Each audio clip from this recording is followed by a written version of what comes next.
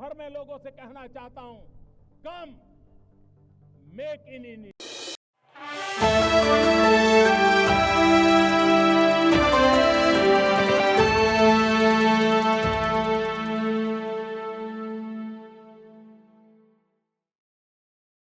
देशों के राष्ट्राध्यक्ष आपस में एक कंफर्ट लेवल दिखाते हैं, वो ये दिखाता है, या जिस तरीके के जेस्चर्स दिखाते हैं, जिस तरीके की बॉडी लैंग्वेज यूज़ की जाती है, वो ये दिखाता है कि दोनों देश किस तरह एक दूसरे के साथ संबंधों को आगे बढ़ाने को लेकर प्रतिबद्ध हैं। और यहाँ भी हम लगातार देख रहे हैं कि जब से प्रधानमंत्री नरेंद्र मोदी का आगमन साइप्रस में हुआ है, उसके बाद से लगातार वहाँ के राष्ट्रपति अपने भाव भंगिमाओं के माध्यम से प्रधानमंत्री को जो अहमियत दे रहे हैं, जो महत्ता दे रहे हैं, वो सबके सामने सर्वविदित है। और इस वक्त जब प्रेसिडेंशियल पैलेस के ये शॉट्स हमारे सामने आ रहे हैं, तो प्रभुदयाल जी आप इस पर कमेंट करना चाहेंगे, क्योंकि साइप्रस के साथ हमारे बहुत पुराने दोस्ताना रिश्ते हैं, और जब प्रधानमंत्री और साइप्रस के राष्ट्रपति आपस में बैठकर बात कर रहे हैं, तो इसी दोस्ती को और आगे बढ़ाते नजर आ रहे हैं। जी, आपने ये बिल्कुल सही कहा था कि जो high level, top level contact होता है, जैसे प्राइम मिनिस्टर की विजिट है, इससे दोनों देशों के रिश्ते बहुत आगे बढ़ते हैं। मेरा अपना अनुभव है कि आप साल भर मेहनत करते रहिए डिप्लोमेटिक एरिया में, आप उतनी कामयाबी नहीं हासिल कर सकते जितना एक हाई लेवल विजिट, जैसे हमारे प्राइम मिनिस्टर का विजिट हुआ, वो हासिल करता है। तो मेरे विचार में प्रधानमंत्री मोदी जी की विजिट जो है, वो हमारी दोस्ती जो साइप्रस के साथ है, उसको और बहुत तेजी से आगे बढ़ाएगी। मैं जिक्र कर रहा था, देखिए, जो साइप्रस की प्रेसिडेंसी है यूरोपियन यूनियन की, उसमें जो है हमारे जो रिलेशंस यूरोपियन कंट्रीज के साथ बहुत आगे बढ़ सकते हैं। फ्री ट्रेड एग्रीमेंट होगा, और कई एरियाज में जैसे क्लाइमेट कोऑपरेशन है, टेक्नोलॉजी है, डिफेंस, इन सब में हमारे जो रिश्ते हैं वो बहुत आगे बढ़ेंगे। साथ ही साथ साइप्रस पूरी तरह से हमारा समर्थन करता आया है यूनाइटेड नेशंस में। हम चाहते हैं कि हम यूनाइटेड नेशंस की जो सिक्योरिटी काउंसिल है, उसके परमानेंट मेंबर बने, और बनना भी चाहिए। देखिए, ये सिक्योरिटी काउंसिल की स्थापना 1945 में हुई थी, तब हम आजाद भी नहीं थे, और आज हम बहुत बड़े महत्वपूर्ण देश हैं, 5th लार्जेस्ट इकोनॉमी है, ग्लोबल स्फीयर में बहुत बड़े प्लेयर हैं। तो ये हमारा हक बनता है कि हम यूएन सिक्योरिटी काउंसिल के परमानेंट मेंबर बने, और साइप्रस एक ऐसा देश है वो पूरी तरह से हमारा समर्थन करता है। तो मल्टीलैटरल एरिया में साइप्रस का हमारे साथ जो कोऑपरेशन है बड़ा महत्वपूर्ण है, बहुत तेजी से चला आ रहा है, बहुत पुराने समय से चला आ रहा है, और प्राइम मिनिस्टर की विजिट इस कोऑपरेशन को भी आगे बढ़ा सकती है। जी बिल्कुल। इस वक्त हमारे साथ अंशु जोशी भी जुड़ गई हैं। प्रभुदयाल जी, मैं उनका भी रुख करना चाहूंगी। अंशु जोशी जो school of international studies JNU से प्रोफेसर हैं। अंशु जी, ये जो दृश्य हम दर्शकों के सामने लेकर आ रहे हैं, जहां साइप्रस के राष्ट्रपति निकोस क्रिस्टोदुलिदिस के साथ प्रधानमंत्री नरेंद्र मोदी की 1-to-1 वार्ता हो रही है, इन पर भी आपकी प्रतिक्रिया चाहेंगे, क्योंकि 23 वर्षों के बाद हमारे प्रधानमंत्री पहुंचे हैं साइप्रस, और भारत के वैश्विक रणनीति में साइप्रस की अहमियत को भी आप कैसे रेखांकित करेंगी? ममता जी, ये बहुत महत्वपूर्ण दृश्य हम अपने सामने देख रहे हैं। हम देख रहे हैं कि भारत और साइप्रस के प्रधान साथ बैठे हैं, द्विपक्षीय वार्ता चल रही है। साइप्रस के साथ भारत के पुराने अच्छे मित्रपूर्ण संबंध रहे हैं। यदि हम साइप्रस को देखें तो एक सामरिक दृष्टि से महत्वपूर्ण देश है और भारत का सहयोगी देश रहा है। यूरोपियन यूनियन का 2004 से सदस्य है।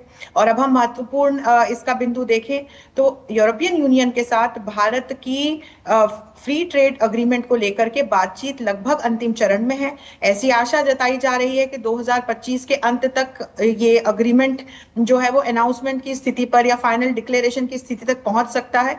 और अगले वर्ष हम सब जानते हैं कि साइप्रस के पास इसकी रोटेटिंग प्रेसिडेंसी आने वाली है यूरोपियन यूनियन की। तो फिर ऐसा दिखाई पड़ता है कि जो ये फाइनल होकर के सब अनाउंसमेंट होगा, ये साइप्रस की अध्यक्षता में हो।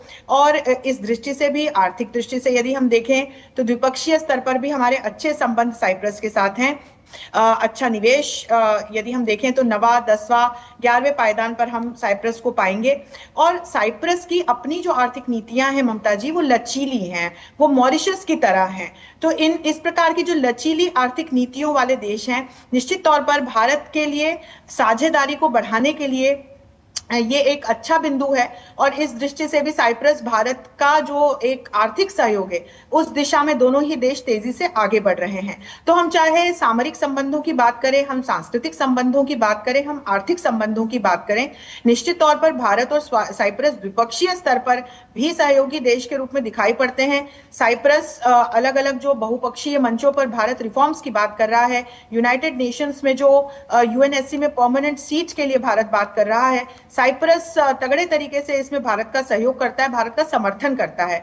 तो फिर हर दृष्टि से जब हम देखते हैं तो ये एक ऐसा देश है जो हम भारत का लाइक माइंडेड नेशन कह सकते हैं। तो प्रधानमंत्री जी का जो ये दौरा है साइप्रस का, कनाडा का G7 जो ये समिट होने वाला है उसमें शिरकत करने वाले हैं, और क्रोएशिया का, तो ये जिस प्रकार के अभी वैश्विक समीकरण है, युद्धों से जिस प्रकार से दुनिया पूरी घिरी हुई है, तनाव जिस प्रकार से बढ़ता ही जा रहा है, तो उन सारे संदर्भों में इस प्रकार के देशों के साथ बातचीत करना और कैसे वैश्विक शांति सुरक्षा के साथ द्विपक्षीय स्तर पर संबंधों को आगे ले जाया जाए, इस लिहाज से भी बातचीत करना और कुछ अच्छे फैसले लेना, तो एक आशान्वित दृष्टि से हम इस वार्ता को देख सकते हैं।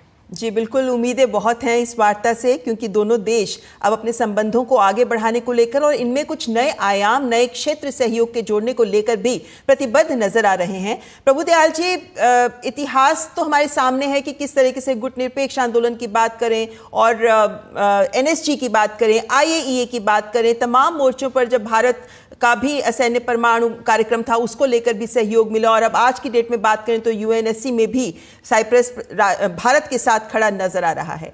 सहयोग हर मंच पर किया गया है, लेकिन अब आगे बढ़कर भविष्य की जो योजनाएं हैं, खासकर जिस तरीके का भू राजनीतिक बदलाव हमें इस पूरे क्षेत्र में मिडिल ईस्ट से लेकर तमाम अन्य जो संघर्ष चल रहे हैं उनके परिप्रेक्ष्य में हम देखें तो उनके नजरिए से भी भौगोलिक रूप से साइप्रस की स्थिति भारत के लिए कैसे महत्वपूर्ण है? ये कई क्षेत्रों में हमारे लिए महत्वपूर्ण है। देखिए, हमने आपने भी बात की थी कि यूएन सिक्योरिटी काउंसिल की परमानेंट मेंबरशिप के संदर्भ में टर्की के साथ जो हमारे संकट चल रहे हैं, हमारे जो रिश्ते अच्छे नहीं है इस वक्त, उस संदर्भ में और कई अन्य विषयों पर हमारे जो रिश्ते हैं साइप्रस के साथ वो बहुत महत्व रखते हैं। और एक दूसरा एक बहुत महत्वपूर्ण क्षेत्र है जो हमारा इन्फ्लुएंस अब मेडिटेरेनियन रीजन में बढ़ रहा है।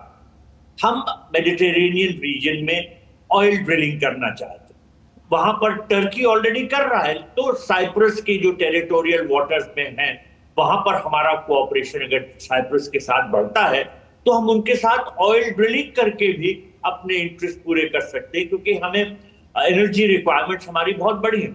इसके अलावा देखिए, हमारी जो अभी जियोपॉलिटिकल स्ट्रैटेजी है, खासतौर पे मिडिल ईस्ट और यूरोप के संबंध में, ये India middle east Europe economic corridor से बहुत कोरिलेटेड। हम चाहते हैं कि हम इस कॉरिडोर को आगे बढ़ा सकें ताकि यूरोप से और आगे अमेरिका से भी हमारी कनेक्टिविटी बढ़ सकती है। तो अभी तो मिडिल ईस्ट में हालत थोड़े से खराब है, लेकिन जब ठीक होंगे तो इस कॉरिडोर पे काम होगा। और उस संदर्भ में साइप्रस जो ईस्टर्न मेडिटेरेनियन सी में एक बहुत इंपॉर्टेंट जगह है, वहां अगर हमारे अच्छे रिश्ते होते हैं तो इस कॉरिडोर को आगे बढ़ाने में हमें बहुत सहायता मिल सकती है। साथ ही साथ देखिए, जो हमारा कल फोकस दिखा वो इकोनॉमिक रिलेशंस को आगे बढ़ाने में, जो CEOs की मीटिंग हुई, चीफ ऑफ जो इकोनॉमिक स्फीयर में जो बड़े बड़े इन्वेस्टर्स हैं, बिजनेस पीपल हैं, साइप्रस बहुत इंपॉर्टेंट इन्वेस्टमेंट रूट है भारत के लिए। बहुत इन्वेस्टमेंट साइप्रस के जरिए भारत आता है। तो इस संदर्भ में भी जो बड़े इंडस्ट्रियलिस्ट हैं, बिजनेसमैन हैं, वो एक बहुत महत्वपूर्ण रोल प्ले कर रहे हैं और आगे भी करते रह सकते हैं। तो इन सब बातों को ध्यान में रखते हुए जो हमारे प्राइम मिनिस्टर की विजिट है, उसके कई बहुत महत्वपूर्ण रुख हैं, बहुत इंपॉर्टेंट पॉइंट्स हैं उस विजिट के, और इन्हीं सब पे हमने आपको थोड़ा सा अपने विचार देने की कोशिश। जी बिल्कुल अंशु जी, यहाँ पर अगर हम साइप्रस की एक भौगोलिक स्थिति देखते हैं तो हम पाते हैं कि ये यूरोप, पश्चिम एशिया और अफ्रीका, इन तीनों के त्रिकोण में स्थित है। भूमध्य सागर में एक द्वीपीय देश है, लेकिन इन्हीं तीनों से जुड़ता नजर आता है समुद्र के माध्यम से। कल हमने देखा कि सीईओ फोरम में जब प्रधानमंत्री नरेंद्र मोदी ने अपना संबोधन रखा तो उन्होंने सहयोग के नए क्षेत्रों की बात तो की ही, लेकिन साथ ही साथ उन्होंने ईज ऑफ डूइंग बिजनेस को लेकर भारत जो कर रहा है, ट्रस्ट ऑफ डूइंग बिजनेस को लेकर जिस दिशा में भारत गंभीरता से कदम बढ़ा रहा है, इन तमाम मुद्दों को सामने रखा। अगर हम व्यापारिक दृष्टि से समझने की कोशिश करें तो जिस तरीके से हमारे दोनों देशों के बीच में डबल टैक्सेशन अवॉइडेंस ट्रीटी है, टैक्स को लेकर वहाँ के नियम हमारे व्यापार जगत के लिए बहुत सहूलियत प्रदान करते नजर आ रहे हैं, सहयोग की संभावनाएं अपार हैं। इन सब के मद्देनजर प्रधानमंत्री के इस दौरे से आपको क्या लगता है, कितना बूस्ट मिल सकता है इस पर?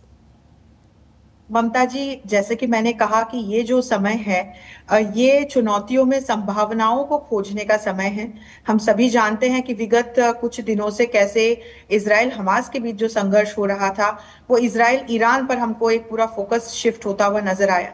हम देख रहे हैं कि ट्रेड की दृष्टि से ट्रंप 2.0 रिजीम के द्वारा किस प्रकार के अनाउंसमेंट्स बीते कुछ महीनों में किए गए, विशेषकर भारत के संदर्भ में भी हमने इस पर चर्चा की है। और भारत अब ऐसे देशों के साथ सहयोग के दायरे बढ़ाना चाह रहा है जो लचीली आर्थिक नीतियों के साथ भारत के साथ काम करना चाहते हैं। साइप्रस इसी प्रकार का एक देश है। 2016 में दोनों ही देशों ने डबल टैक्स अवॉइडेंस अग्रीमेंट पर हस्ताक्षर करके इसको लागू किया था, और हम निरंतर देख रहे हैं कि पिछले एक दशक में दोनों ही देशों के बीच में जो व्यापार है उसमें किस तरह से उत्तरोत्तर वृद्धि हुई है।